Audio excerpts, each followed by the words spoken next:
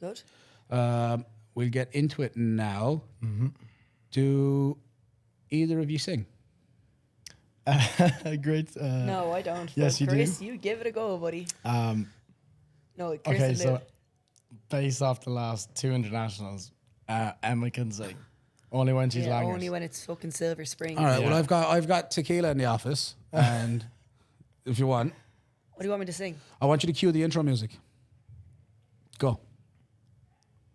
Broadcasting from the heart of Ireland, this is the Lift Éire podcast, the voice of Irish strength sports, with your hosts Ian Benson, Maeve Mannion, Jack Kenny and Alex Cremens.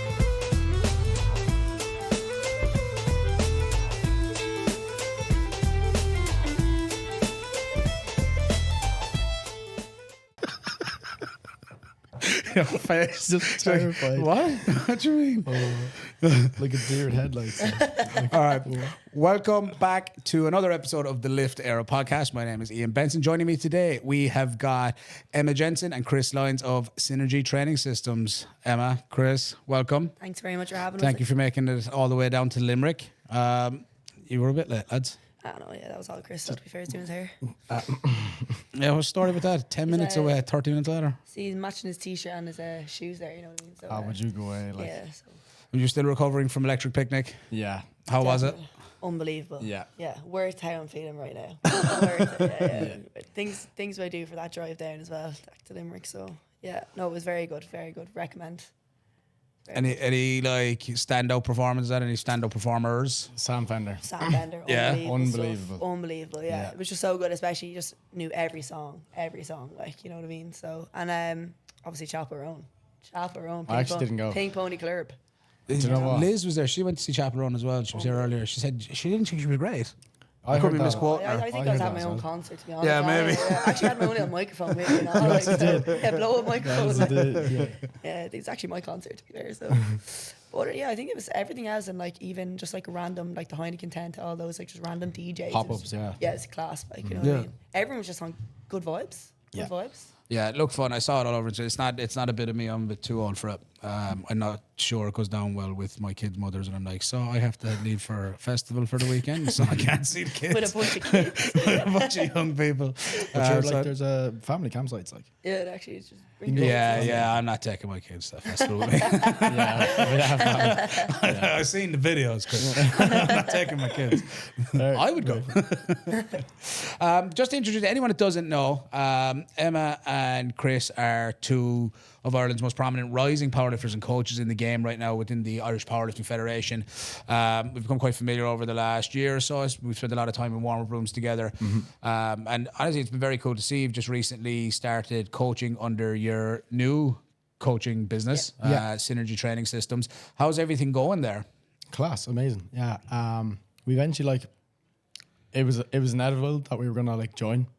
We were going like just doing our own thing for the last while. Yeah. And then just decided we always like talked about an idea of joining together because we obviously aligned on it and so much and just like worked really well together. But we never just acted on it. And then one day we were in the car and just like, let's just do it. Let's and just then do it, yeah, ever yeah. since it's just Actually, that's happened. guys, that's a lie. Chris said to me, "Would you go underneath like Yeah. me and Lionheart coaching?" which was And the I original said- brand like And I said, remember it. no. no. Yeah. And I can't blame it. Absolutely not. No way. Yeah. But we literally remember just saying like, "Oh, it'd be so cool that I come up with a name that means like, you know, two people working together and like connection." And Chris, remember just looking up a few words and synergy.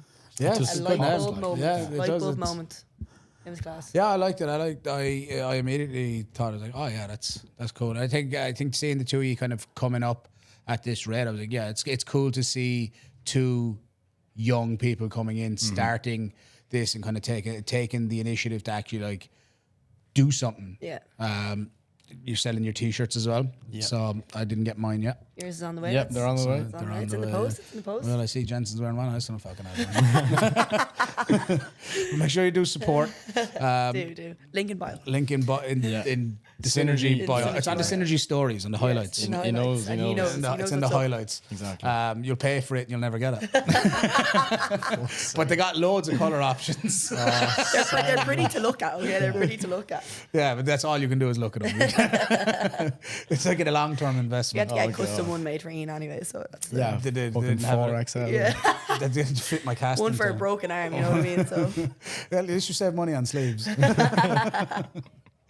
And you're heading off to Australia soon. So before you run off down under, we wanted to get you on.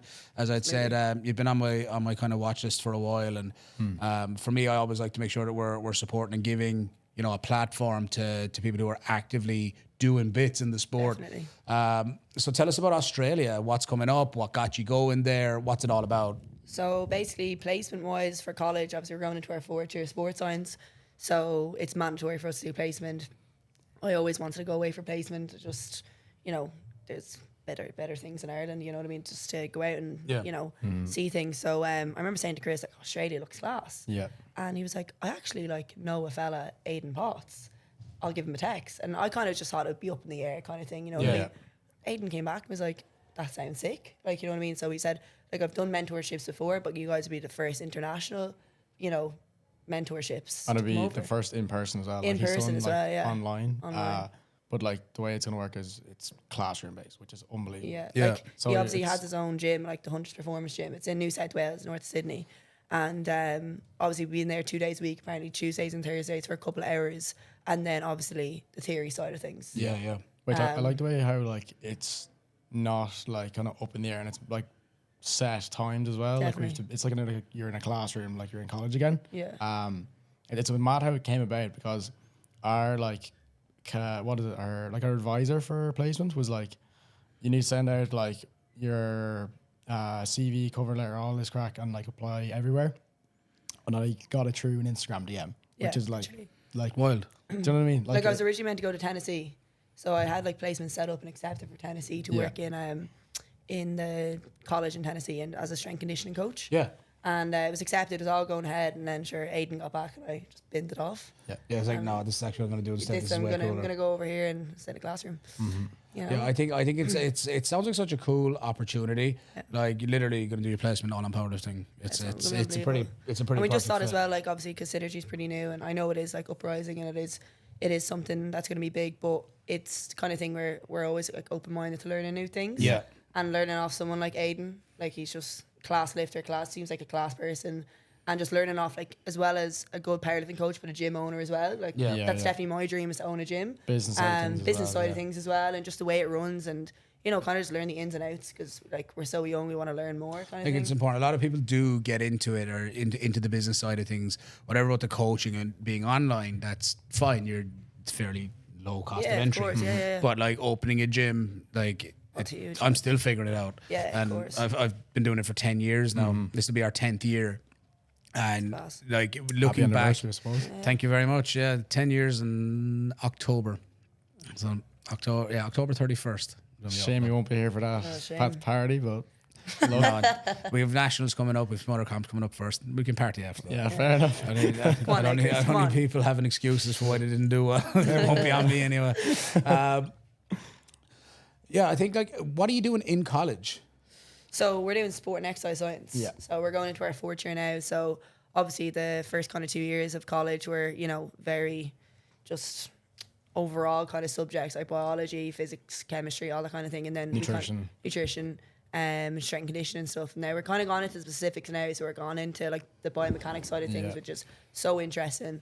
Physiology as well. Applied physiology, we're gone into strength conditioning again, and then we're doing our thesis as well. So Chris and I are both doing different theses. So he's doing his more on kind of biomechanics. I'm doing mine on GPS metrics. Oh, interesting. So I kind of just steered away from Yours interesting too. yeah. It's actually mine's way more interesting. But I just kind of wanted to switch it up, and it just seemed like working with a team, because I was working with a soccer team in last year when I was in Raise the Bar, and it was really cool just to kind of work with different types of athletes that weren't Raise the powerlifting. bar, Darragh Darragh McCarthy's gym. yeah. So he did let me do a bit of shadowing for the soccer teams, and I was like, this is sick, like, you know what I mean? Yeah. So kind of want to do something on other than powerlifting, you know what I mean? Which is- Yeah, well, I think it's important to diversify kind of what you do professionally in it. Like powerlifting, I love, and I've managed to make like a long career for myself, Yeah. and I've managed to get to like, but like, I don't know if it's going to take me all the way to like 60. That's in like Yeah. 3 years. You know what I mean? You only have one arm anyway. so- I only need one arm. I need one. Yeah, like I was saying to Chris on the way up, and we were talking about how we actually got into powerlifting, and like like I started off working in like commercial gym in HQ in Chamore, so Yeah. I like worked there as a PT for a year. I kind of worked at the general pop, like, you know what I mean, and you know, working with people all ages and like teaching box classes and pump and spin. Like I know it's not anything specific to powerlifting coaching, but it's still experience. Well, I have found with stuff like that it gives you an ability to actually coach. Absolutely. Like the actual hands-on grassroots Yeah. of coaching, whatever about the specificity of sports or whatever, the actual like soft skills of learning how to being coach. able to, you know, talk to people and Exactly, be a people yeah. person, and it's so important to make someone feel, you know, comfortable as well as a client. So like it was really fun for a year. Like I actually really enjoyed that job, and then I got the opportunity to work in Race Bar for a couple of months. Yeah. And that was strength conditioning, and that was unbelievable. Like that was definitely the coolest job I've had. I remember Darren and Gina around. It's a nice looking gym. I've never been. It's really nice. I remember when yeah. they first built it. It's really, really cool. Like tiny little powerlifting section in the corner. Like obviously they kind of started out with It's where Lamb powerlifting trends, was. isn't it? Yeah, it is. Trained with him a couple of times in there. But like they have a little powerlifting section in the back, but it's mainly, you know, semi PT classes Yeah. and stuff like that. But like everyone in there, like obviously Chamore is such a cool community. Like it was so nice to teach people of all ages, you know, strength condition. And like as Dara, like because he was powerlifter himself, it's mainly focused on squat, bench, and deadlift as well. Yeah. So it was just really cool, like, you know, and learning to, you know, teach in front of, you know, 20, 24, 25 people. Yeah. Kind of thing. I've often said it. I've said it to quite a few like people that I would know that are just like general personal trainers, and I've always suggested them like you should get into powerlifting for a little bit, if for nothing more than like the basic compound exercises that you give anyone in any kind of general fitness program. There's going to be some form of press, some form of squat, some form of deadlift. Like the skin in the game and learning those lifts, like the nuances of it, the small little things that like no two people are alike, and it just allows you that opportunity, I think, to build up a much broader skill set of being able to, even just to be able to fix someone's lift or to reassure someone if they're trying to follow this like picture perfect lift this on Instagram or whatever, and you're like, actually no, we know a lot more. You're an individual, your position is this or whatever. You just see people like rounding in the thoracic in the deadlift, for example, and they get super worried that they can't fix it, and like, you don't need to necessarily fix it. It's very much. Well, who are you looking at her? That was me when I started off. It's like, don't look at me. Like, I was saying to Emma on the way over, like, well, I used to be, now, I'm still a fairly, like, annoying client to read, but not as bad. I'm but, like, perfect, but yeah, carry on. but off the start, like, I would be so concerned about how a lift looked.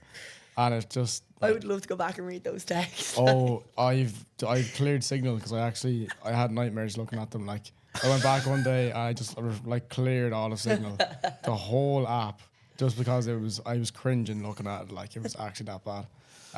Yeah, some people do get in their heads quite a bit. Yeah, and I think that's why I work well with so well with Reen, because he just like pulled me out of that. Yeah. Brought me back down to earth, and then I can kind of see his perspective so much better.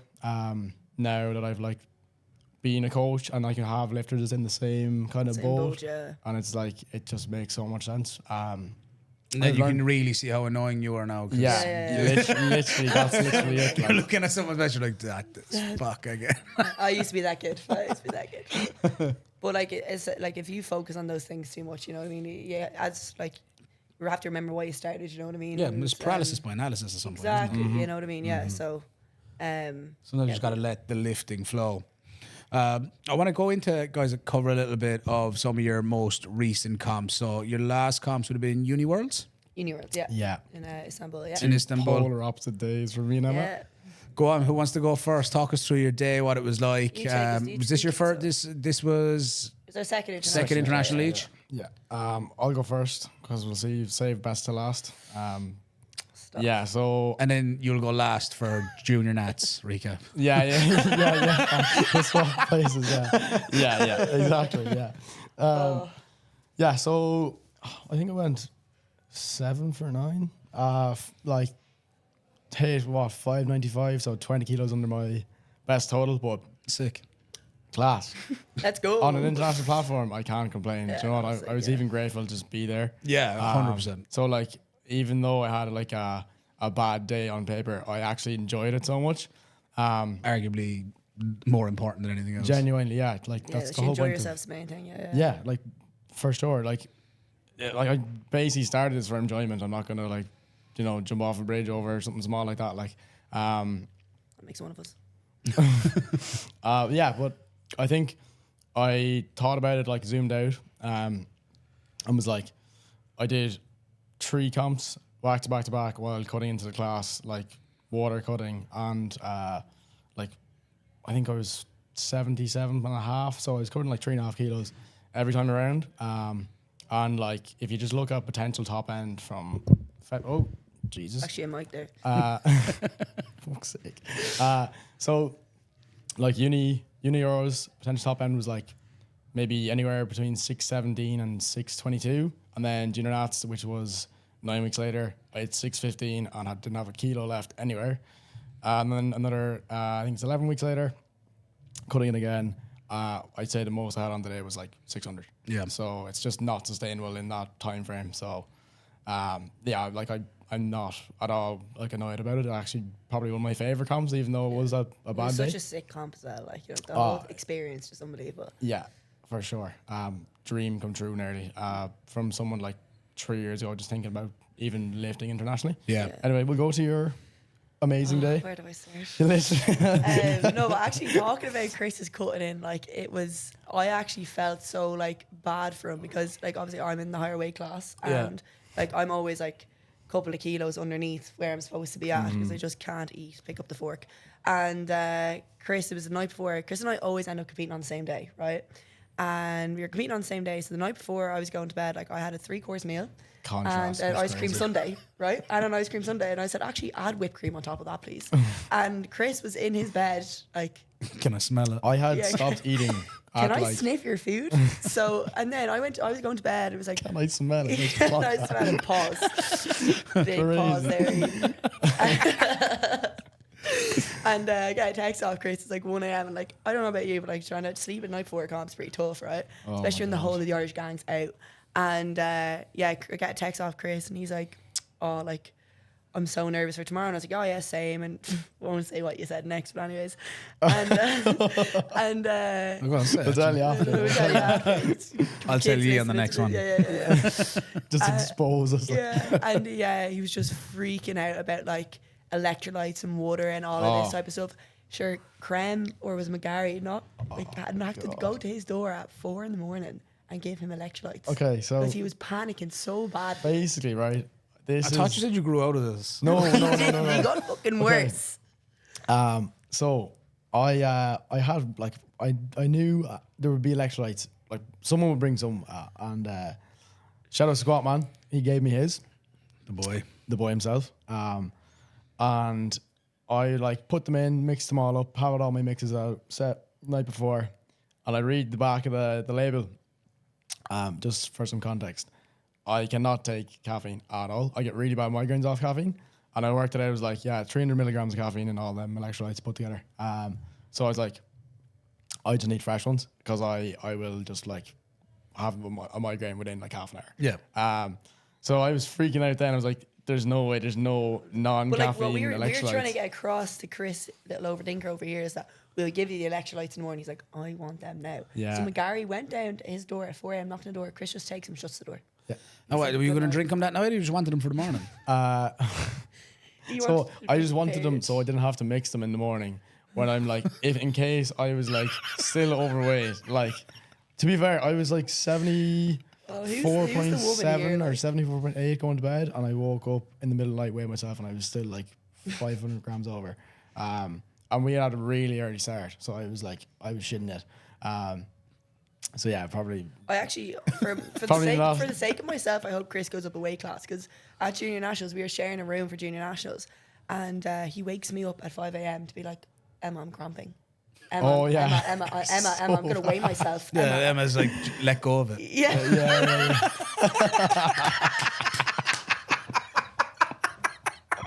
Oh Oh, it's unfamiliar with Ian's game. But yeah, please go up a weight class. I'm getting fucking sick of it now. Do you know what? It actually just makes you feel more of an athlete when you're coming. Oh, go way out with that. There is evidence on it. Yeah. Athlete identity. Yeah, Like- the wake up. I was in the room and everyone was just like eating or whatever, Just everyday stuff, eating, drinking, yeah, grand. And I'm here. Arena's like, you look horrible. I'm like, I actually love this because it just makes you feel like an athlete. Like, Yeah, I feel superior to everybody else, but feeling physically at my worst. Yeah. You feel like shite, but Yeah, it's you can just go up. Like, Yeah. when's the plan to? I know we talked about it before. Like, you're gonna do one more year. Yeah, so I've last year as a junior, next year. So like I probably should have. I think if I didn't do Uni Worlds, I'd already be filled out 83. But I think just body composition wise within the time frame, I'd rather do it with a longer period of time, Yeah. especially with like traveling and like my social life the last like 6 weeks has just been mental. Yeah, it's been lit. Yeah, Late. Yeah, that's a great word to describe it. So it's just like I'll cut back in for the last time at 74 and then see where that goes. Yeah. Yeah, I think who knows? Like what opportunities come up? you know yeah, what I mean? exactly. Like we'll have to just take it as it comes. Like I could get to Oz and then just hit a stride with eating and then training goes amazing and I'll stay at 83 or whatever like weight I'm at and then probably continue the bulk when I'm home. Yeah, but like I'll figure it out. Like, do you know what I mean? I'll take it as it comes. As it You know, if you make it a week in Australia, you'll have been there for exactly 6 days more than Alex made it. Alex spent more time traveling to Australia than he spent in Australia. do I know? So hard not to slag him. Like, Yeah, I don't even know the story. Like, The story, it's a bit of a sad story, really. Alex found a girl, fell in love, oh god, here we go again. went to cue some sad music here. Hold on, spotlight. I'll think for you. No, he went over. He went over with a girl he was seeing, and just don't think it worked out. He was tipping away with Perform Motion. Yeah, I think he was tipping away there. He was starting to kind of get in his feet a bit, and then things just stopped working out. He just says, you know what, I want to go back home. It was pretty much that. It wasn't that deep, but I do like to give him a terrible time over it and any Bit of other a buzzkill, opportunity. Alex. as you should. Yeah, as you should. Yeah, so Alex again ruining another good podcast. Sounds scrappy. But like as an international for it, like what's the largest difference between uni internationals versus like your standard international? You didn't get the Éire singlet for this one, right? No. It was your own singlet, but you could Way to wear an rub it Éire in. one if you wanted. Way to Yeah. rub it in. Yeah, no, we design our own. I little- have two of them up there if you want one. Yeah, no, that's class. Do you want to wear it for the pod? Yeah, absolutely. Get it on right now. No, but like even the uni internationals, anyways, like it seems pretty similar to actual internationals. Like I don't know, but I think just standard of lifting. yeah, standard Like, lifting. Yeah, as in, yeah. it's the same like lifting standard. Like everyone squats to depth. Everyone obviously. And I think the actual atmosphere is probably the exact same. Yeah. Dead. The only thing is Yeah, it's like very sterile. Very environment. sterile. Like I remember for my amazing performance at Universe, but the warm up room for it was just like oh, it's heaven. it was dead for Uni Worlds. Oh no, but like if you talk about if you're comparing it to like open comp to an international, like you have 8 Alico racks and Oh no, stop! Do you Yeah, know what I don't mean? get me wrong. Oh Yeah, yeah, it's yeah. kitted out. Yeah, But yeah, like you kind of do miss the vibes Yeah, from an oh, open comp 100%, 100. yeah. Like remember going in there was only 9 girls in the under 84 weight class, and like half of them were from Great Britain. Like and they're all lovely girls. Like Yeah. don't get me wrong, but it was the kind of thing where it was like it just felt really divided in a way. And like Yeah. you know when you're at an open comp, you just see your mates and it's yeah. just good Everyone's crack, like. mates for the most part. But like you know, it is cool vibes. You do kind of feel more like an athlete as well, though. Like you Yeah. have like 3 coaches like trying to take care of you as well. Like you know what I mean. And thank God I had 3 coaches there 'cause before I went out for squats. Like it was a mental battle going out there. Because if you guys didn't know, really bombed out junior nats and yeah. yeah. Did you? No, I don't think I've talked about it much. But yeah, so when I was going out for my first squat, like I remember warming up and Reen was like watching my depth and he was like, first one wasn't in, and then second one wasn't in, and then Clarice is like, just go lower. And I just went out there and I just like smashed the first one and then I was fine. Literally the minute I got out there, hit my first squat and nerves went. Switched on. And I just had the best day ever. And like, I don't know what it is. Like the 2 internationals I've been at, like so Luxembourg and Istanbul, the best vibes I've ever had. Like it's just such good fun when you just get into it. Like, you know what I mean? And like, you're just so grateful to kind of be on there. And Yeah. you have 9 minutes on the platform, go out there and make the most of it. And my mom was there. I'll stop. My mom was there for. Oh my god. I was sitting I think for this She's banned. I was sitting beside Emma's mom and she like unracks the bar, and she goes like, "No, this is like silence." Like, she goes, "Let's go, Emma. Fun, fun, fun." As she unracks the bar and is walking it out. I couldn't brace it to my fucking You see belt. Emma just like cheesing, unracking It the was bar. so bad. And then I was going out for my second one. And she was like, "Let's go, Emma. This is fun." And like, Shut up. and then my mom, Embarrassing me, Mom. my mom's partner was there, Ian, and it's his first time ever watching like a powerlifting comp. Yeah. And like he came for the support. It was so nice of him. He's but, the GOAT. The GOAT. But I was going out for my third bench. Oh, lads, this is so bad. I was going out for my third bench, and couldn't hear the press command because all I heard, I got the bar down to my chest, and all I heard Ian go, "And drive." Oh And my I could God. not hear the press command, so Like- I had it fucking on my chest for about 2 minutes, and Reen was like, "Press." I was like, Come on, "Right." Nicole. Yeah, And yeah. drive. He was saying like drive, and I hadn't even touched her chest yet. Like, I was just like, oh no. Like if you listen back to the actual like live performance of it, like you can just hear my mom. Like that's all you can hear. It's just Anne. Yeah.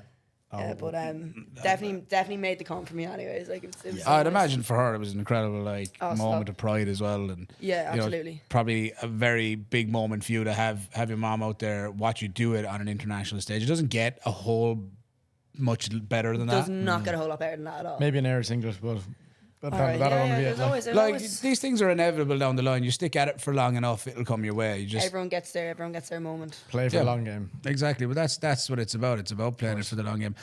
For yourself, then, Emma. Like obviously, junior nationals was a hard day at the office for you, and we all have them. But you know, you took that in your stride. And you said, you know what, this isn't going to be what I'm remembered for this Yeah. day. This No, is just definitely, like- part of the story, but it's not going to be what I'm remembered for. What did you find you ultimately did differently coming into unis that really like improved that performance? What was it that you did? Mind-boggling enough, just hitting depth in training. stop just slacking off in training, and that's what it was. Like I just, when coming up to junior nationals, I wasn't being strict in my own training, and like Yeah. I was kind of, it was I had the mindset after Luxembourg, just go in and get it done kind of thing. I was actually pretty gassed after Luxembourg. I was pretty tired, and yeah, I wasn't putting my best performance going into each training session, and I wasn't putting any intent into my lifts, and like Yeah. I can say that honestly, like it's normal. It happens. Like happens, it's the way yeah. you bounce back from it. And it's, even knowing that as a coach, it can happen to athletes all the time. Yeah. So after junior nationals, I was like, that's not me. You know what I mean? Like, and I just felt so disappointed in myself, and I was just so disappointed. I really was. Yeah. And like I think I was going in there with like high expectations, and I wanted to come home with another gold from junior nationals, and it didn't happen. Yeah. And like it was annoying, but I remember just getting straight back into it. And I remember Rena and I made a plan straight away. And I just didn't stop, went training straight away, and went into most of my lifts with intent. Even on my tertiary days, my secondary days, treated every lift the same. Even like looking at it from my point of view, when I was training with you, I could just see like every single squat was just buried. Yeah, And, there was like, there was fire in my belly yeah. again, Fire was and like lit, just like at Luxembourg, like I remember the moment when I pulled the 185, like still probably the best moment of my life. Yeah. I just wanted to feel that again, kind of thing, and I like the performance at junior nationals was a joke compared to that. So just when I was coming into Istanbul, I was like, I want to try hit the same performance I did in Luxembourg, and I nearly did. Like I hit 5 kilos underneath my best total on an international platform and went 9 for 9. 9 Yeah, for 9 you're clean tremendous strikes there. again. collected all the medals. Like, Yeah, collecting all the medals, just raked them all over the Irish team. You know what I mean? So, but I was really happy. But it just happened. Like you just had to go in with intent, and you kind of just had to take a step back and look at it and think like, you have to be intentional with your training. Yeah. So No, I I agree. understand. Like some days you just want to go in and get it done. But if you're prepping for an international, obviously you're good enough for it and act like it. Yeah, I think with it's one of the things that, to touch on your point, was like one of the things I try to do with my own athletes is no sandbagging anything. Like it doesn't matter how far out we are, every block matters. We're building to something. People get into this like, oh well, when's the peak? Do you peak every block? Yeah. You peak for whatever's in front of you for each block. And I try to get people to set up goals. Like, are you beating your best self from this block last prep? Are you like, and I think when people kind of just haphazardly wing RPEs and they don't really set up long-term goals, or they kind of take it week to week as opposed to looking at the block over a longer term. Yeah. Yeah. I think it's important that you just every single day you step into the gym, it matters. And Definitely. you know, you need to be coming into it and building momentum session to session. And not every session. I think a lot of lifters are guilty of going in, taking that first session of the week, going too hard, and then not setting themselves up for what's coming 2, 3, 4, 5 or 6 weeks later down the road. Yeah.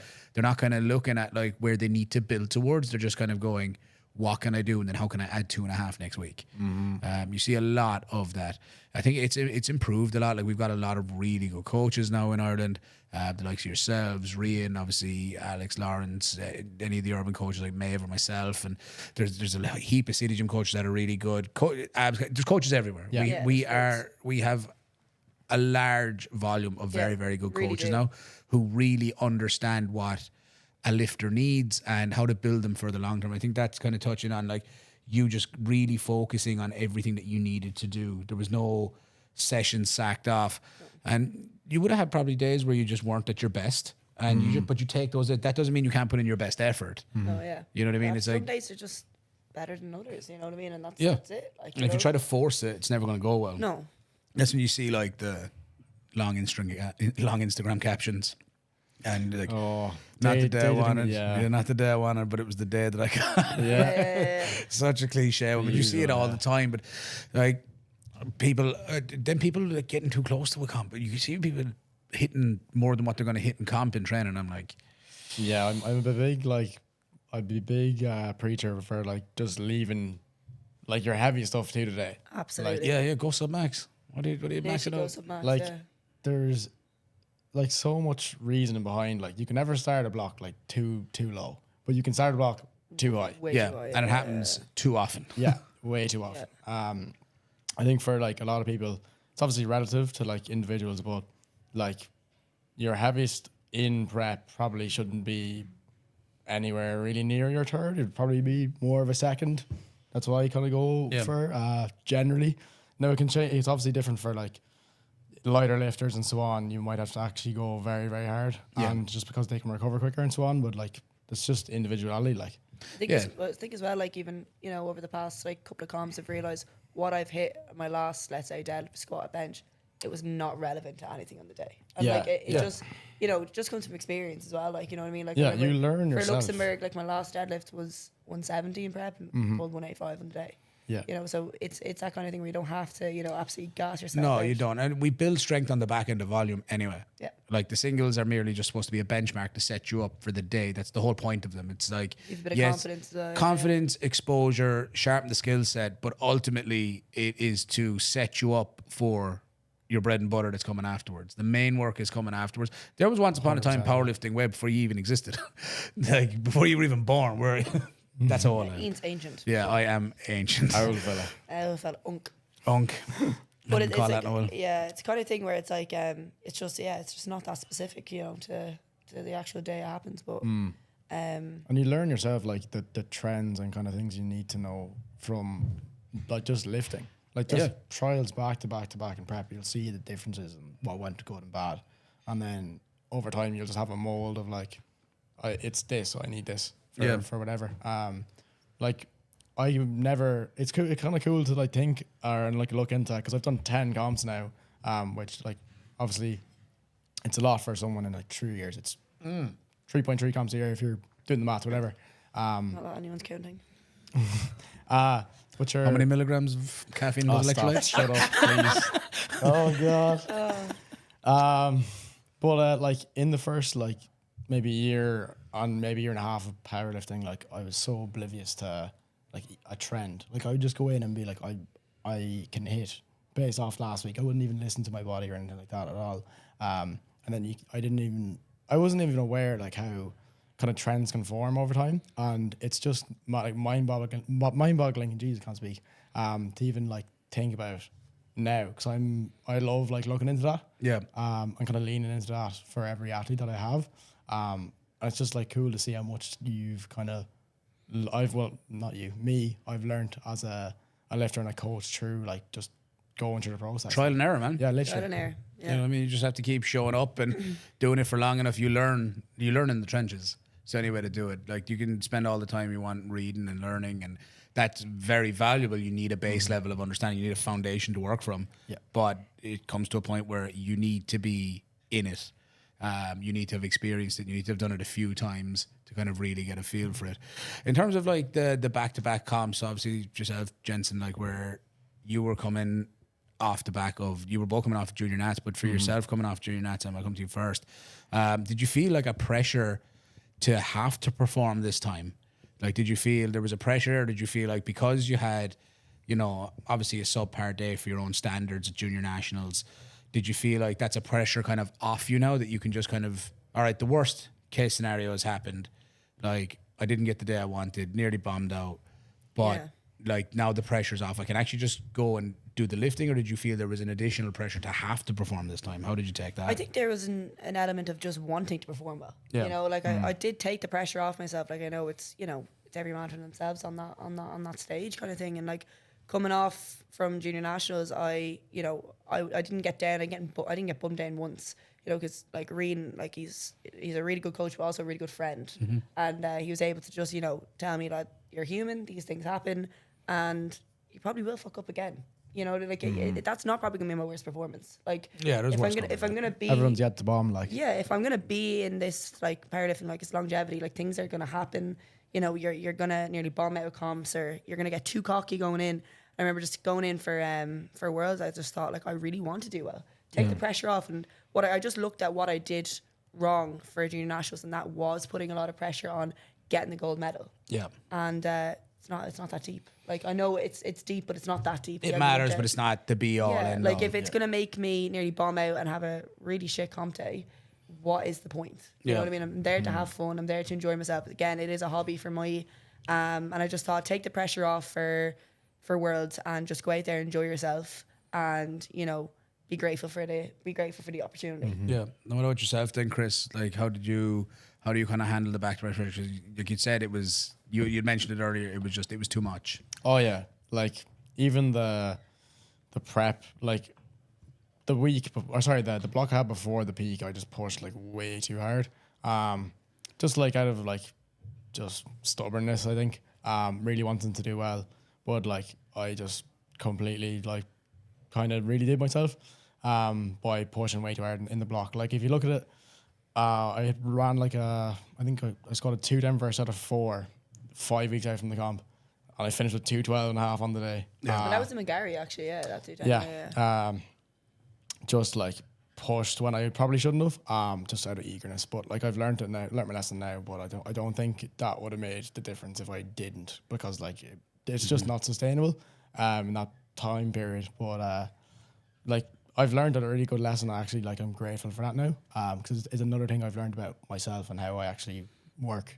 I think also another thing that I learned from junior nationals is like, not just trying to be good at one lift. Like, you know, when people are like, well, you're grand, I'm a like, deadlifter. I'm a deadlifter. No, well, like try just be an overall good lifter. Yeah. I remember going to junior nationals and I put so much pressure on myself for deadlifts, because like I have a decent deadlift, but you know, look at the squat and bench, it's probably not equivalent to it at all. So I remember coming into Worlds, I was like, I'm gonna really put effort into my squat and my bench, and it actually really did pay off. Yeah. And it actually took a lot of pressure off deadlifts, and I was actually able to enjoy the lift again. But yeah, I remember just thinking like, I want to build my total, not just a specific lift. Yep. You know, and it's nice to have a good lift. We all have it, but like, you know, it's nice to actually go in and just, you know, build your total. I just think you will get a lot further when you just try build your total, because that's what gets you places. Sure. Yeah, it's totals win comps. Totals win comps. Totals win comps. You know, That's why I always try to preach that like element. What's your stance on like pushing for 9 for 9 days? I know it's always going to be like individual dependent and scenario dependent, but in general, what are your kind of thoughts on it? Well, like I think just build the total on the day, take what's there in the day. But sometimes, obviously, your hand is going to be forced in some scenarios. But like, I think generally speaking, you're going to have a better day if you make more attempts. I think as well, like that's just if you go 9 for 9, fair play to you. Did you play it really safe though? Like, yeah, you know what I mean? Yeah, there's that element to it too. But then again, like let's say I had a new lifter, and you know, it's like his first competition. Probably would go 9 for 9 for them, just so they can, you know, set themselves up for a good day kind of thing and get used to it. But like for someone that's more of an experienced lifter and they're going in contention for a medal, or a podium or you so kind of on, have to pick your Yeah, you have to forte, pick know and what I mean? choose on it. I always try with that with like lifters of my own. Obviously, we were very familiar with anyone that our own domestic lifter is going to be competing against. We all know each other's lifters. We all know each other. We kind of know, we see each other's training. So we kind of know what's going to be in front. There's an element of predictability in powerlifting, obviously, that is different to a lot of other sports. There's you know, you can predict quite a lot of stuff. And there's trends. All you have to do is look over people's open powerliftings, what's their miss rate like on certain attempts, or how long have they been sitting in this weight class, how much weight can they really add at that point to their total. And I think for stuff like that, if you're like the underdog going in, I think building for a 9 for 9 and putting yourself up in the position for a championship pull is always where I try to take people to. Alex was a big proponent of, like, if you go 9 for 9, you didn't try hard enough. Whereas I feel like, but I feel like 9 for 9 wins competitions. If you're, I guess, especially if the person that's in the running is missing attempts, you're gonna have a much better chance of jumping on their back with a 9 for 9 day. In terms of competition day stress, out of the two of you, which one do you feel handles it better? Like when they're with our own lifting, like As your own. I don't know. I think we're pretty even in a way. Like, okay, maybe for Worlds you kind of win that one on stress levels, but I mean, I think I am a pretty chill lifter. I think it's just every time you mention Uni Worlds, I'll just go junior nats and it's even. I remember seeing Emma squatting the bar after her second attempt trying to hit that. Yeah, I remember when you came back out. The Junior Nationals is probably my favorite comp of the year. Oh, it's class. So far. I think it's going to be. I don't even know if Open Nationals is going to top it, to be honest. Just the entire like vibe of the whole weekend, just the class. Like the venue, everyone being there, just the energy of it in the room was incredible. It was definitely one of the best Irish PF comps I've ever been Especially at that in 10 Sunday years. PM session with the 105s and 69s. Like, it was class. That was unbelievable. Like it was just lifter after lifter. Like you didn't know what was going to happen next. And like speaking of which, we were just talking about like 9 for 9 temp section. Like it was really important for the 105s there. Like a lot of people missed out podium wise because of that Emil's in Phoenix and that was a sick battle though. And like you know, we were all making bets, kind of like, you know, who's gonna come where. Me and like, Creme had a bet and Colin out here about Bream and Phoenix. About Breen and Phoenix? Yeah. I mean, Phoenix is Phoenix, isn't he? I would see he's competing in Costa Rica, isn't he? Costa Rica, So I'd be curious to see how he gets on. I haven't seen much online. He's looking good. He's phenomenally talented. Yeah. He's definitely like just like Breen is talented, but you just there's levels to it, and I think Phoenix just edges 99% of powerlifters in terms of just God-given ability. Yeah. It's not that everyone's beatable, but he's a lot. He's very strong. You know what I mean? It's just so cool to kind of see these people come out of nowhere though. Out of nowhere. It's cool to see it come out of Ireland as well. It was like I remember seeing him. What was it? February opener. I think that was his first comp. I think he did September. And I remember just being like, who is this kid? Like literal kid though. Like he's so young. Yeah. And just do what he's so two quiet. comps. So quiet. Yeah. And then for him to do 2 comps and then get there singlet, like it just doesn't make sense. Like so like humbling. Like I was co-handling with Oscar for Phoenix, and he had just missed his second deadlift, and he's there smiling at me and goes, "Man, thank you for handling me today." I'm like, "You haven't won yet. Like, lock in." Like, he's so like, just I don't know how he's just a so lovely casual. Fella. Yeah, he's just a lovely it fella. obviously works. You know what I Yeah, mean? it works like, for him. Yeah. Yeah, it's always going to be different strokes for different folks. I want to get into a little bit about synergy, about the coaching business and things of that nature. I won't keep you too long on it, but just, I mean, you're both very young. What age are you? 22? 21. 21. Like very, very young to be starting your own businesses. Yeah. I know you'd said already why synergy, just two people coming together like that and a good merge. In terms of like, maybe there's no gap you're trying to fill. Is there like a gap in the market there that you feel like was there for the taking when you were getting into it? Is there something like I think so. unique?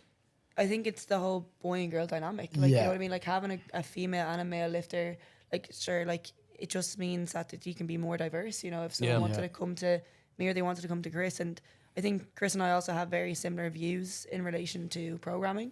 And like I learned a lot of all my stuff basically off Chris. Like all my Give yourself a bit of credit here. I know I will. I know where credit's due, but honestly, I learned so much from Chris. Yeah. And so like just being able to work together and like saying to Chris that like we obviously may have different outlooks on things in powerlifting, but we have, you know, the same mindset of what we want Synergy to be, and that's like it's a good community. You know, we want everyone to enjoy powerlifting, have fun with it, get stronger. I think as well, like us being like young, it kind of does appeal to like junior lifters a bit better. Now, obviously, it depends what you want in the like coach relationship, but like you could want to look up to someone like yourself who's like a veteran of the game, or you might someone who kind of feels more like you're actually like best mates. Yeah. I'm not saying you can't be best mates with your lifters. No, but like there's going to be an age gap. Like, I mean, I'm not going to be, you know, chatting to a 19-year-old on his level.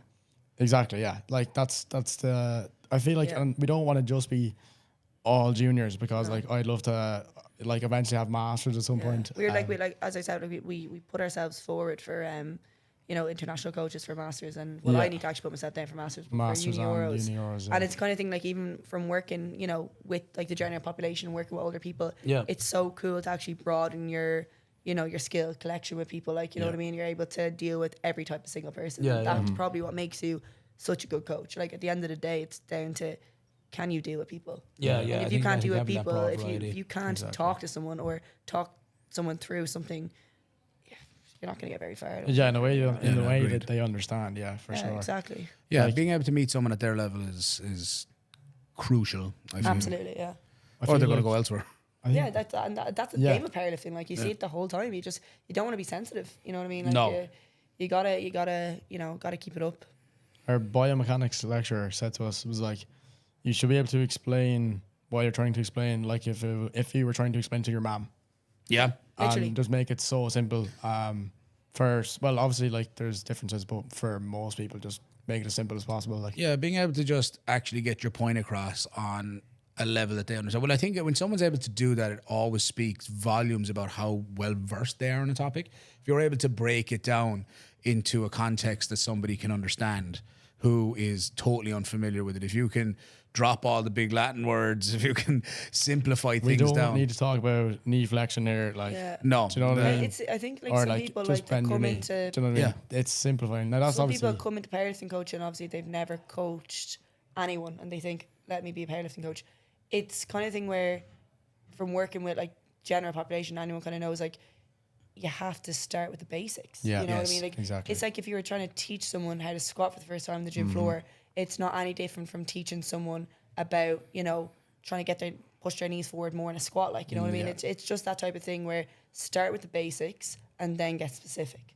You know, instead of talking about foot pressure or, you know, toe angle or any of this kind of crap. Like they're not going to understand. Yeah, if it's someone new. Like when I'm doing my check-ins with like an 18-year-old and he's like in secondary school and he hasn't done a tap of biomechanics in his life, he just wants to get strong and jacked. Yeah. If I start talking about foot pressure, he's going to be like, what is she on about? Yeah. You know what I mean? So where? Yeah, where? Yeah, exactly. Just press your big toe down and squeeze hard. Yeah, that's literally it. There's no need to overcomplicate it. Just press your big toe down and squeeze harder. Literally. Get a gum shield and bite. Yeah. You just have to be basic sometimes, you know? And then like in terms of like working as a duo then together, what like different strengths do you think each of you bring to the table? Chris, if you want to go first. I think like what makes you better than Jensen? Well, That's a tough one. It's a long list. Well, I'll get more one or two. More medals. I think like she just violated you, bro. More jacked. Look, I'm not going to argue. Like it's an extra large. She, it's mine. Just will. Funnier. God, yeah. Just I think. Well, do you want me to start? Like no. So, I'll just leave. Look, if you start, there'll be not left on the list for him. No. I think based off your like history with like PTs and stuff, you're like unbelievably good at just communicating to. Yeah, but what are you good at? Okay. Stop putting smoke on my ass, man. Sorry. No, I'm not saying I'm not. I'm okay. All right. I could actually list off your qualities for you, right? Do you want Okay, me to go do it ahead. for you? Go ahead. Okay, so Thank you. Yeah, list each other's qualities. okay, man. so Chris is very data driven, like, and he's a fucking nerd, and it pays off. You fuck know what I with mean? Freak in the sheets, he's what a they say. Freak in the sheets. The Google Sheets. Nice. Freaking nice. sheet. I get a 20-minute voice note off him about our new sheets. He literally get turned on by it, like bricked up. Thank God for 2 times speed. Yeah, voice notes. thank God for being able to end the phone call. So he's very data driven, and it's so cool to see. And like everything's starting with Chris. Like my sheets have never looked cooler. My Appreciate my that. check-ins have never been so like precise, and he's so OCD about things Yeah.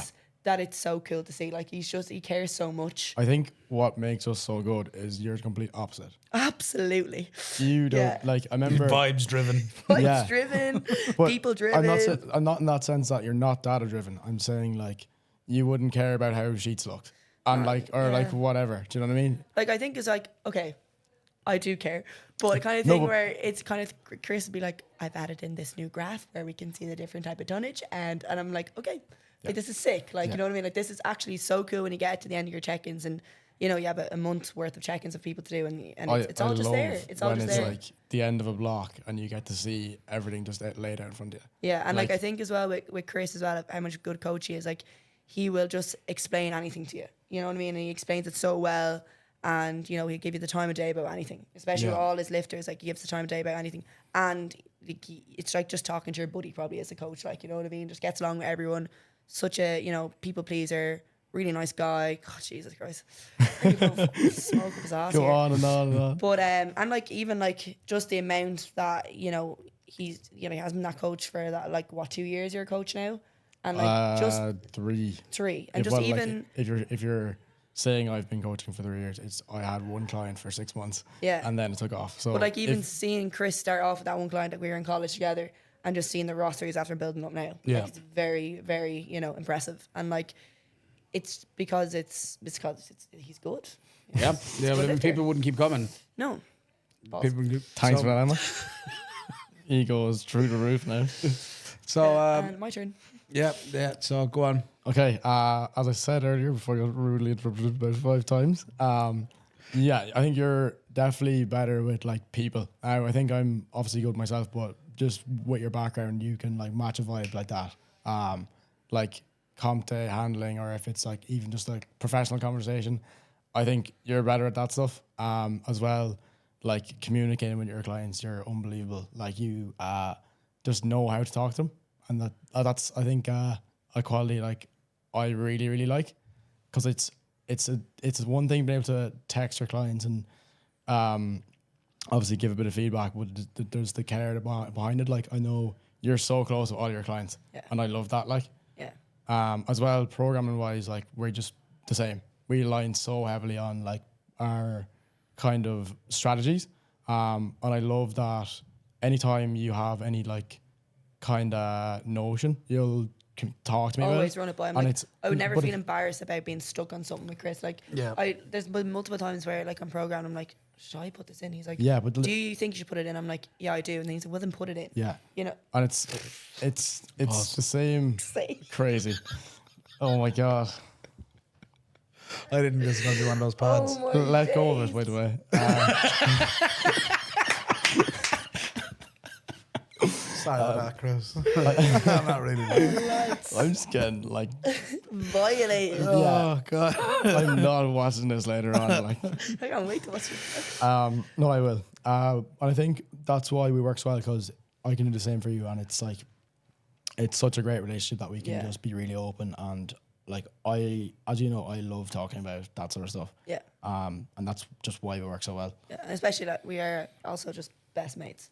Yeah. Like we're best friends. Been best friends for like 4 years now. We go to college together. He's lived on my couch in college. Oh god. We've been just through kind of everything with each other, and being able to just start a business with your best mate and Yeah. just get along so well. Like, How it's- we met is actually like do you want to know how we met? Okay, a mad so story. it was my 6th-year graduation, right? I go to an all-girls school, and I see this skin-faded small little fella in the corner. And I'm like, who is this guy at my nightclub right now with like all just girls? He's with his mate Shane. And I go up to him. I have recognised him before because like the Klein lads or whatever. my And boys. I just got talking to him, and somehow we got talking about powerlifting.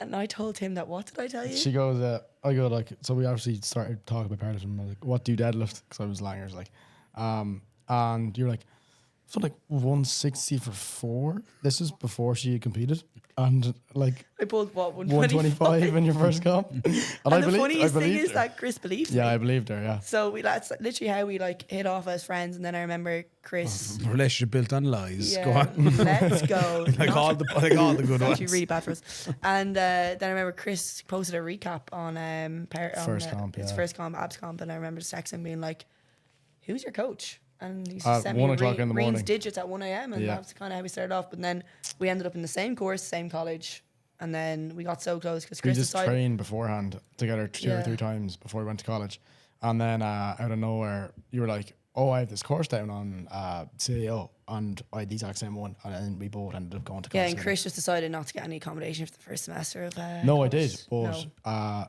Why were you on my couch then for 3 months? Freeloader. so Yeah, no pillow, no blanket, no shower, no nothing. Just free balling it, man. no, I was Just raw dogging I was life. in Yeah, raw digs, dogging and for nights out, I could not go back because he's an elderly gentleman, and I would never like show up to his house at 2 Yeah, a.m. it just shows up in mine so instead. I just slept on Emma's couch for Yeah.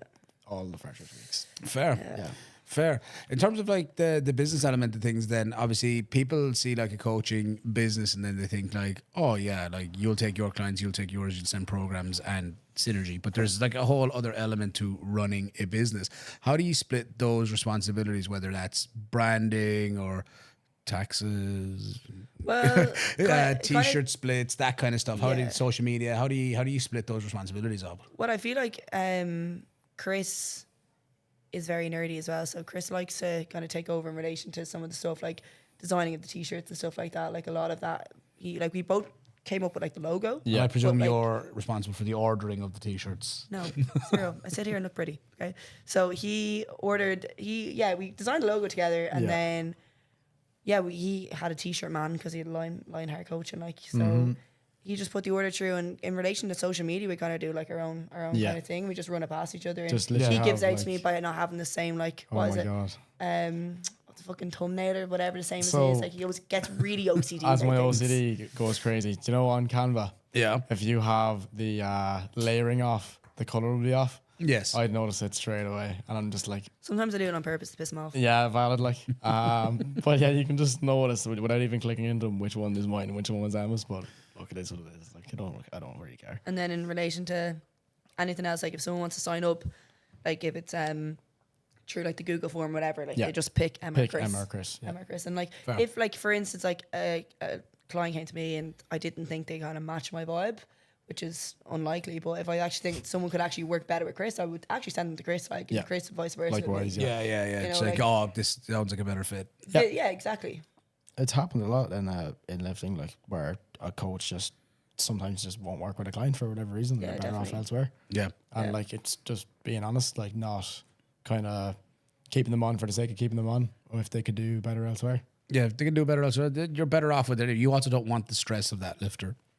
Like if there isn't like a cohesion there with the coaching relationship, then you don't really want to fill your roster with people that you don't look forward to getting the check in from. Yeah, it's so true. You know That's what I so mean? true. Like we're like, if you're to get a text off your client, like you're like, for fuck's sake, like Yeah, Yeah. and I think that's kind of in and of itself. Either it's like, okay, I need to make more of an effort with this person for a while, or I need to bin them off. I need to send them elsewhere, or suggest that they might be better suited to someone else, or Yeah. help them find an alternative. And it does happen. Just sometimes personalities just don't click, or Don't click. Yeah.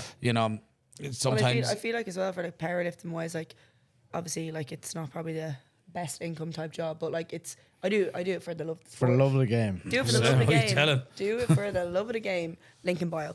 And Sponsorships yeah. still going there. Yeah, Applications exactly. are not closed until the 6th. But So yeah, get on to exactly. that. Get on. Do But plug away. It's kind of thing where it's if you actually do have a client that you don't think you're going to gel with, like I'd just rather send them off to someone else Yeah. because I want to enjoy what I'm doing. Yeah, as you want to well, enjoy and, what like, you're doing.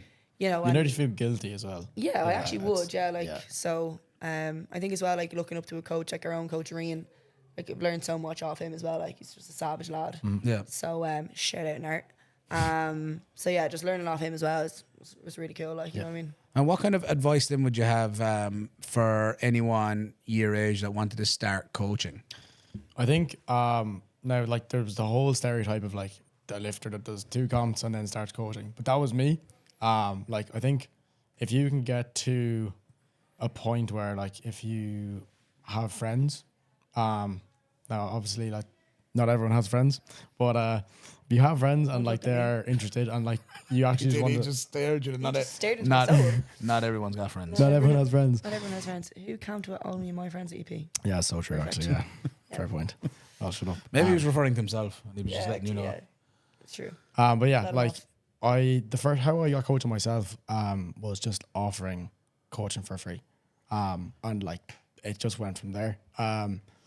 It's just it's the only way to get experiences from doing, and like if it's a case where it is free, you're not obviously theoretically if you're not doing a good job, they're not paying money. So it's not like a thing where you can promise this amazing service and you're doing them with this service and so on.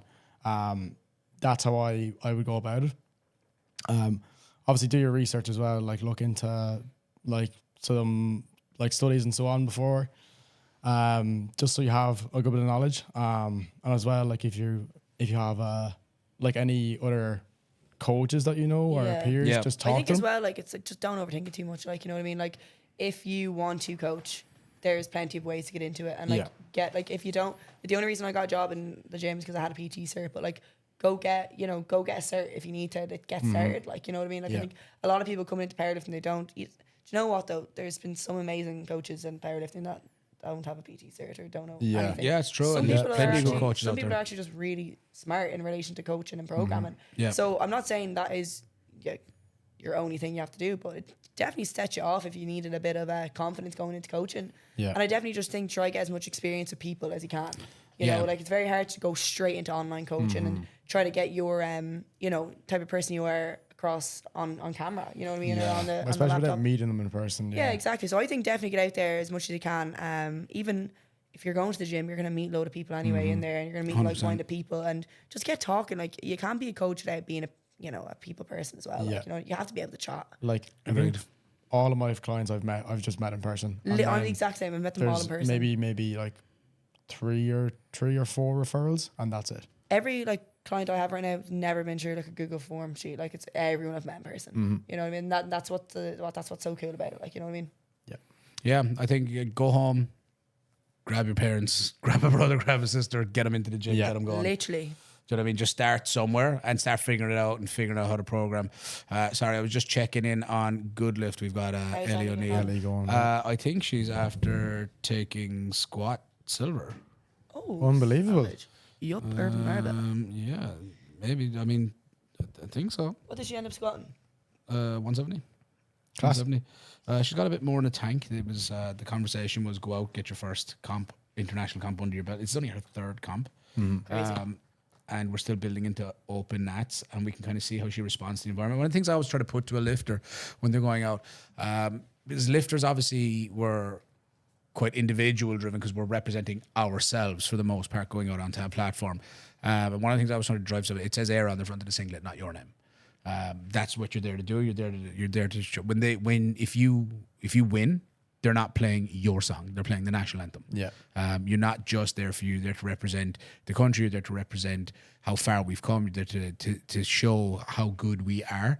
And even though you might have ideas about that extra 5 kilos you want to reach for, we may not need it in that moment. Yeah. Just go out, build your experience. Especially you're going into an environment that is totally foreign to any comp you'll have done. One, you're in Costa Rica. You are literally 17 hours of travel away on the other side of the world. You're a 7-hour time difference away. You're going to be in a whole new place with a whole new temperature. The warm-up room is going to be like nothing you've experienced. First of all, it's huge, and very few people there speak English. Well, a lot of people there will speak English, but like you're going to hear a lot. You're going to see a lot of different ways that other countries culturally are in the warm-up room. It's just a very different environment. The people handling you 9 times out of 10 are not your coaches. So it's a whole different experience. Dynamic. Just kind of that feeling, especially if you've done a lot of comps at home and then you go to do it international, you will see just how different it is environmentally. Yes, 9 lifts, squat, bench, deadlift, the rules are the same. But even when you walk out and you hear that beep for the first time, it's time to go out there. It's scary. It's like it's a different environment. And I think with people, I just try to go like, let's just build into it, get a good day, put up successful attempts. Yeah, Ellie, 170, third attempt squat, 3 successful lifts so far. Such a good mindset with it though, especially like I've never thought of it like that. Like you're actually like you are representing the country kind of thing. Like, Yes, there's Éire on the front. and it's so cool to even have, you know, Ireland going over there with so many lifters. Yep. Like we're getting pretty strong, you know, for such a small country. We've come a long way in a short few years, and we're going to continue to get better. And the only way to get better is to continue improving the standard that we display internationally. You have to climb those ranks very, very slowly. We just have a very small selection pool of lifters. Like all you have to do is go to GB, and they've got how many more options for lifters than us. Like, Oh man. And I think for a very small nation in a very niche sport, we're holding our own quite well. And I think it's been very cool to see just how far we've come and how much we've improved. So yeah, Eddie doing a good job representing us well. So far, all the lifters that, you know, we sent over have done a really good job. So you couldn't really ask for more from them. No. All right, so a little bit about just Australia again. What is it that you're hoping to really gain from the experience and kind of bring back into your own coaching when you get home? I think, well, definitely for personally me anyway, it's just like learning off a different culture as well. Like learning off someone like Aidan who has so much experience with his belt. Learning off an international coach as well, you know what I mean, for Australia. And just kind of going over and just seeing what I can do better kind of thing. And like learning from someone that's, you know, so many years of experience, you know. Yeah. So I just want to come back, you know, with a lot more experience underneath my belt and new different ways of, you know, not even like programming wise, but just different ways of, you know, coaching people. Yeah. If that's, you know, literally just people pleasing kind of thing, you know what I mean, and like feedback wise or anything like that, you know. But I also think it's just gonna be, you know, going to Australia, like it's just Yeah, it's fucking literally, sick, yeah. like, you know what I mean, it's fucking sick. It's very cool. And what do you think about Australia is going to make shock you the most? I feel like the weather. Yeah, I was about I to think say it's that. gonna clear. you said Well, you're not Chris getting in the Chris water. is gonna be a squashy. No, like, I- literally. I am. Like, yeah, I think I'm not touching that water. Like, you know what, I love the sea and all, but like we literally have a shark app to see where the sharks are at. Oh god. In the water. Literally in the water. And who actually was gonna In the water. literally in the water? And who was actually gonna tell me that there's, you know, sea crocodiles? Yeah. That's a joke. Would you go home? Like, Yeah, would you just go back to the lake? Yeah. The woods of That's what I Glenbower, mean, like, you you know what I Woods mean? of Glenbower. Woods of Glenbower, like, you know, and the spiders, my mum's saying I have to check my shoes every day for the Huntsman. spiders. I was on the phone with Natalie, and she was like, "You might see a cockroach in the kitchen if you're going for like a pint of water at 1 o'clock, and maybe a huntsman. Have you ever seen a huntsman before? I Yeah. don't want to see a huntsman. They're not venomous. Yeah, you'll have to check yours for the size of them feet, but you'll definitely fit a huntsman in there. Yeah. for- Yep, the it's one in the time socks when and the it- jocks. At least you're wearing them. He wasn't wearing any. Oh, I can do it. I'm just gonna Yeah, cry see yourself watching out, this later. But yeah, no, even like Natalie, who we're staying with, like she's just such a mammy. Like she's Yeah. one of Aidan's clients in the gym, and Aidan literally just reached out to the gym and was like, "Would anyone be interested in taking on 2 international lifters?" And she was just like, "Hell yeah!" So like, Absolute I'm buzzing to sweetheart, go over yeah. there. Like she just seems like a really kind person, Yeah. and, And, she's proud of herself. Like be a jacked Unbelievably house. strong. Like won Commonwealth 3 years in a row. Yeah. At 52. That's class. Yeah, Yeah, it's she's like unreal. what, like 48, 47, something like that. Like she's still You're actually my age. Oh Jesus. Yeah, Jesus. You're the one hanging out with me, okay? You drove a long way after like to come hang out with this old man. Wouldn't have it any other way, okay? Shout out Synergy. Shout out to Energy, link in bio. Don't order the order the t-shirts, pay Order for the the t-shirts, t-shirts. you ne- won't get 'em. won't get the Yeah, I t-shirts, won't get them yet. See this? You'll never have it. Yeah. but you should definitely support the Definitely cause. just pay for it anyways. And then looking ahead, guys, like, where do you see yourselves over the next few years, both as like athletes and coaches? Like, let's say 3 to 5 years, where do you see it? Because you've both obviously got to finish college. And then where do you kind of see things progressing in the sport or career-wise for yourself or even as athletes? I think as mad as it sounds, like I'm only 3 years into coaching. I'd love to see myself like I am full time at the moment, but it's like I would love to make it a proper full time job where. Don't. I think. Don't do it. I Telling think you right now. I'm joking. You should do it. And then you'll be like, you'll tell other people. yeah, to do it. probably not to do it as well. yeah, I'd love to see myself like being considered us as a duo as like the best coaches in the country. And now everyone has the same kind of aspirations, but I think like we just really, really kind of can see that happening the way we're progressing as like lifters and coaches. Yeah, I can see it. Appreciate it.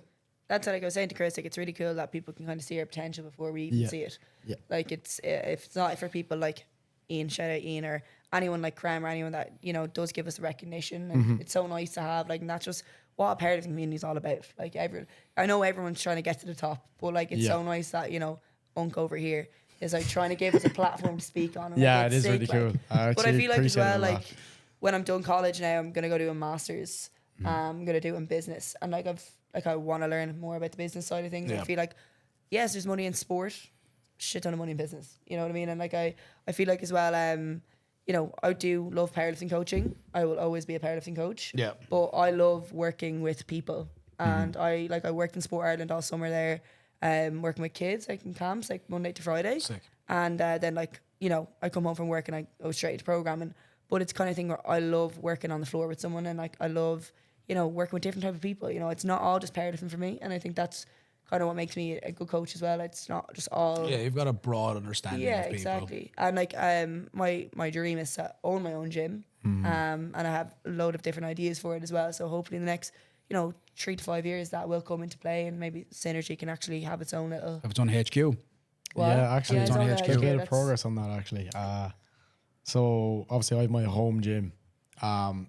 There is a building being built in the so it'll be built for when we're back. Yeah. And there is like a designated area of the part of it is a garage. The rest of it is going to be like Synergy barbell or whatever, which would be cool. And I think the plan is for me is to run PTs out of that, and then have a combo rack, and then just go from there. Yeah, like I definitely learned from like even with like Raise the Bar, obviously there is more money, and it's not all about money, but like people got to make a living. Yeah, you have to. Gotta, yeah. So obviously I'm always gonna have powerlifting in relation to whatever I do, but also having 7 PTs is definitely something I'm gonna be looking into. So like, you know, it's either having a chain of semi-PT gyms or having, you know, a certain amount of people every hour for each class. And like I love teaching classes. I, you know, love hyping up a class, getting people going, just getting people fitter. Yeah. You know what I mean? And enjoying training. Like it's so important to have a hobby like that, and it just keeps you on the straight and narrow.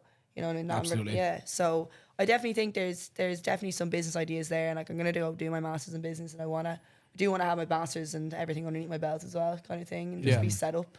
I don't want to just rely too heavily on just one thing. Yeah. No, I think especially when you're in sports or the fitness industry, you have to diversify. You need like a couple of different. Yeah, and it's so competitive. Like it's like even working in Sport Ireland, like it's a savage place to work. Anyone ever wants to get a job there, like it's unreal. And it's kind of thing where it's like everyone's trying to get to the top. Yeah. You know, and it's so cool, like going in there and seeing like elite athletes every single day, and like, you know, seeing the Irish badminton team or volleyball team, and it's like that's sick. But getting to try work with those people, that's a whole different ball game. Yeah. You know what I mean? And like, if you really want to, you can. But I do think like there's definitely other ways you can kind of get to the top. Yeah, there's ways around it. And there's ways to make inroads for yourself in any industry. You just have to be willing to think and work hard at it and just kind of stick to your guns. For me, I've always just gone with my gut.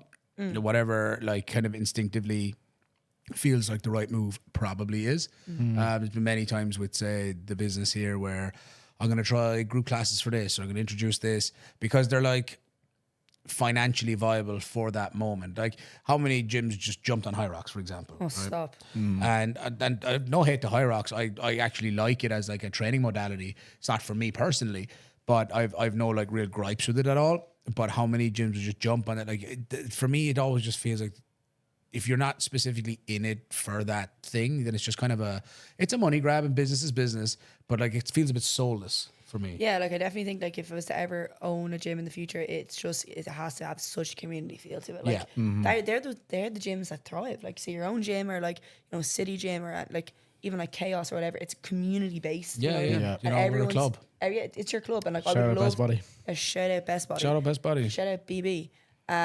It's that kind of thing where that's how groups stay together. That's how you get to the top. How you have your own You need a club. cohesive environment and everyone kind of egging each other on, and it also stops it feeling like a chore, because sometimes we can get really into it to where training is a bit of a fucking job sometimes to go to. It's like But it's nice sometimes to have someone to go in and chill out, get your head in the game, and have someone kind of pull you out of it, or someone to go training with and buddy up with. Is there any big lifts you guys are chasing at the moment? What's the next big lift on your horizon?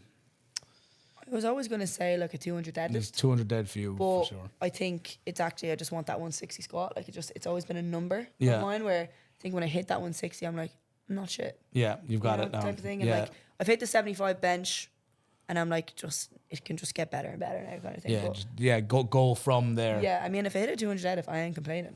Yeah. But it'd It's be- on the cards for you, for sure. But Yeah. I would love to hit a 160 squat. Like it just sounds like a nice number. Yeah, and you had to put some, like, not you didn't have to graft for the other ones, but you knew what work had to Yeah, go in. and like I've even I've made the transition over to flats now, and like it's just been such a game changer. Like Yeah. it's so nice to actually switch up something so small. It makes such a big difference. Oh man, it just allows you to squat over the floor like a piston, really. Yeah, literally. You know what I mean? What about for yourself, Chris? What's the next lift you're chasing? And what's the next big PR? I feel like ever since Uni Euros, that 260 just like it slipped out of my hand. And It's haunting you. It is haunting me. Like I need to just like absolutely body that over the next like while. Probably get 4 reds on the bar for a squat. Get that 225. Even Sick. exactly like just it's only 5 kilos away, but like I'm still gonna have to work for it. Yeah, I feel like right now, like I think both our goals at the moment is like actually trying to build our total all together. But I mean, if I was to hit a cool number like a 160 Yeah. squat or 200 dead, I ain't complaining. That's you what it's know what at. I mean? Yeah. Yeah. Exactly. It's always nice to kind of have that in your head, like Yeah. kind of keeps you excited. You know. All right, and the last long question, and the next one, we're going to get into the last thing. We get into some quick fire questions here for a bit of fun. But right now, who inspires you the most in the sport? You want to take the reins on this one? Lifting wise or coaching wise? Either or, whatever comes to mind. I think I have to definitely give a lot of credit to Best Body for inspiration. Like I train with Josh every day, and he's obviously competed. Just gone, fair play, Josh. And like the likes of him, before he came in, I was the one of the stronger lifters there, and he just came in and absolutely humbled me. So he's definitely an inspiration for me as a lifter and a mate, because he's just like so strong, and I just aspire to be like that. Coaching wise, I'd say the likes of yourself, Lawrence, Rian, Krem, like just being around them for so long, it's definitely like inspired me to kind of get to that level. Yeah. And I definitely think it's obviously achievable. But just gonna But take the rest of us idiots can do it. Yeah. Like There you you can go. definitely do it. That's all I'm saying. That's what I'm saying. So she's looking at us going, like, these guys are Yeah, stupid. these guys Man. can These be- dickies, idiots Let them can do sit it. their stupid asses down and let us take over. But I think as well, like I actually really look up to Maeve. Yeah, Like, actually, maybe. she's Yeah. just like, you know, like she's just so, I don't know, she's just so modest as well, and like Yeah, and she's doing bits, man. she's Yeah. doing bits, and like just looking up to like another female, and like she's really smart as well. She's really educated, and like 10 years in college. 10 years in college, and I think it's really impressive, and like especially that she's doing a lot now, and she's gonna, I don't know, she's really building herself up, and I think it's really cool to see, and like just Yeah. looking up, you know, to another girl like that is really nice, and like I definitely think, don't get me wrong, powerlifting is actually a really inclusive community. Like I wouldn't say like it's any type of way sexist at all, but it's really cool to even just see more kind of female More girls. females coming through, especially in the coaching. Absolutely, and like even Clarice and stuff like that. Like she's a really good coach, and she definitely really helped me at Worlds. Like give her 100% credit on that. Yeah, like, I rate Clarice. like Alex and Rian, obviously they were there, and like they were really good, but obviously, but Clarice, I don't know, it was just kind of having that girl there. It was nice. Yeah. You know what I mean? So definitely look up to her as well, and I think she takes on a lot as well. All right. So, some quick fire questions. I will keep them quick. Who, out of the two of you, is the messiest in the gym? Chris, Yeah. Yeah. I'm fucking shocked, man. Do you know what? I'm actually not bad. Like, between me and you, it's me, but I'm Yeah. not bad. There's a couple that are very bad in Best Body, and Ponjork, Big Dan. Ponjork, yeah. Ponjork. Oh, God, don't get me started. Just hear Daniel being like, His "Fucking life seems Uber." messy, in fairness. That's Yeah. just his gym etiquette. Sure, he just snuck into EP. He snuck into Lecture Picnic. Yeah, Of course George it is. did, yeah, he did. Of course it is. It's just would be him, like, good old John for a long boy. Yeah. Some young fella. yeah. Favorite comp food? Squarespares. Oh, yeah, solid show. Yeah, but it has to be chocolate ones though. Not marshmallow ones. Marshmallow. No. The chocolate square bars. Mine is a weird one. The other them crackers we had on the way up. Oh, the salt and chili ones from Aldi. They are unbelievable. They are banging. It's just like wrong with Joe. They're definitely. I was definitely Electrolytes dropped or now. something. He's not real, lads. He's not Oh real. no, just for 80 grams of carbs and like. Yeah, do you know what? They're so easy to eat as Yeah. well. Like they're class. Favorite accessory lift? It can be a bro accessory. It can be a variation. It can be anything. Oh, I just love smashing leg extensions. Just love smashing leg extensions. I don't know if you can tell, but I just love smashing leg extensions. Obviously, Chris doesn't. I hear like Bro skips legs. just don't like. He loves the glute exercises. He loves I the glute actually exercises. that's what I'm about to say. Hip thrusts. No, glute focused back extensions are unbelievable. Yeah. Yeah. I love an RDL as well. Love an RDL. Yeah, Yeah. 100%. And shoulder press. Yeah, I love that's solid shoulder Oh press. no, I love training shoulders. chest lads, chest press. I Yeah, but completely like forgot about chest press, just like. hitting a heavy shoulder press set is just nice. And spam a lateral raises. Like that's just I don't know. it's just There's hot. something about the contraction of a chest press that's Jesus just Christ, get him a woman. class. Like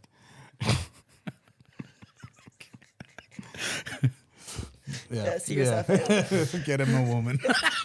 Scared to drive home with him. And for the last question go. I'll ask you today, okay, it's a serious question. Oh, fuck. probably not. Out of the two of you, who wins in a street fight? Me. POV, he decked me 6 times at EP. Oh my god, no. we telling okay, so basically Emma just charged at me. I go, you're going to get hip tossed, and she got hip tossed. He hip tossed me 6 times onto Yeah. the ground. That's from them back extensions. Yeah, Yeah. literally like Back Glute shots. focused. Yeah. He's putting those hip thrusts to use. Yep. But Glute have you kickbacks. ever been in a fight, Chris? Like an actual like a I brawl? did jiu-jitsu for 4 years. Yeah, but like No, never, she like, said a real fight. Like I mean Oh, a real fight. yeah, like a from- Limerick fight. Like On a night out, probably not, but like school, yeah, for sure. Like, secondary school, yeah, there was fights all the time. see, I've been in 2 actually. Actually, I can memorize one of yours from a night out in Scotland, I think. Oh, Edinburgh. Edinburgh, yeah. That's crazy. Yeah. Yeah, I was wild. Like, That was wild. It's a wild story. I'm not sure if I'm. probably shouldn't say that Probably on shouldn't street. say it on the. Yeah, but don't mess with me. Don't mess Yeah. with me. All right? No, I mean I'm getting that vibe. that vibe. Yeah. All right, guys. Thank you very, very much for joining me and coming Thanks all the so way much for down. I having really us. appreciate it. Obviously, best of luck on your trips to Australia. We see you back in the new year once you get back around, and we'd love to have you on again and speak about your experience there. 100%. Don't miss us too much. If you want to let people know, I mean, I brought you on. People don't even know who you are. They can't miss you till they know who you are. I'm just giving you a platform. Stay humbled. I went easy on you today. Yeah. I was being so. He was actually being kind. Yeah. He was. Let people know where can they find you. On Instagram. On Instagram, yeah. Synergy. Yeah. Synergy Training. Synergy System. Training Systems. Or- Also, Emma STS and Chris STS 10. Yeah. Chris _ STS 0. Yeah. Yeah, Emma, Chris, thank you guys very Thanks much. so much Check for it having out. us. So much. Thank you everyone that tuned in. Make sure to give it a like, subscribe, leave a comment for the lads. Wish them best of luck in Australia, and we will catch you guys in the next episode. Shane, Sloan. See you.